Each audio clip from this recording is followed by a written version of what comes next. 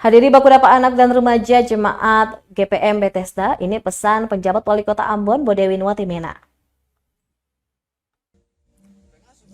Penjabat Wali Kota Ambon Bodewinwati Mena menghadiri kegiatan Bakudapa Anak dan Remaja Jemaat GPM Bethesda yang berlangsung di Pantai Namalatu, Negeri Latu Halat, Kecamatan Nusaniwe, Kota Ambon pada Kamis 6 Juli 2023. Orang nomor satu di Kota Ambon itu mengatakan bahwa dirinya mendukung penuh setiap kegiatan masyarakat dalam tujuan mempersiapkan generasi muda menuju generasi emas pada tahun 2045. Wati Mena pun mengapresiasi gereja yang berkontribusi dalam berbagai kegiatan edukasi guna mempersiapkan karakter dan mental anak-anak untuk dapat bersaing di zaman ini. Menurutnya era digitalisasi menjadi tantangan besar. Oleh karena itu, gereja hadir melalui kegiatan-kegiatan seperti ini untuk menciptakan generasi-generasi emas. Sementara itu, Ketua Klasis Pulau Ambon, Pendeta Riko Rikumahu, dalam sambutannya mengatakan di era digitalisasi ini manusia dibentuk menjadi orang-orang yang individual, termasuk di dalamnya anak-anak. Oleh karena itu, menurutnya kegiatan Bakudapa Anak dan Remaja ini mau mengajak anak-anak bahwa mereka hidup dalam satu komunitas.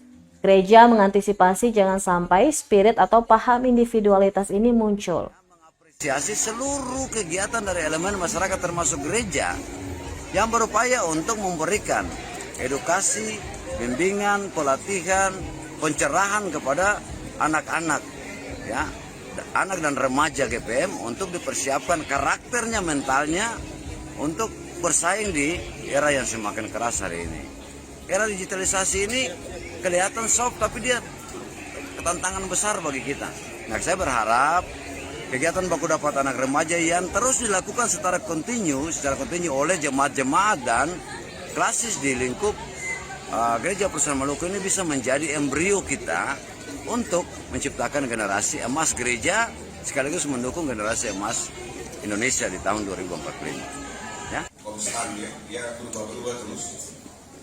Tapi bukan oleh ketua panitia. Terima kasih sudah nonton. Jangan lupa like, subscribe, dan share ya.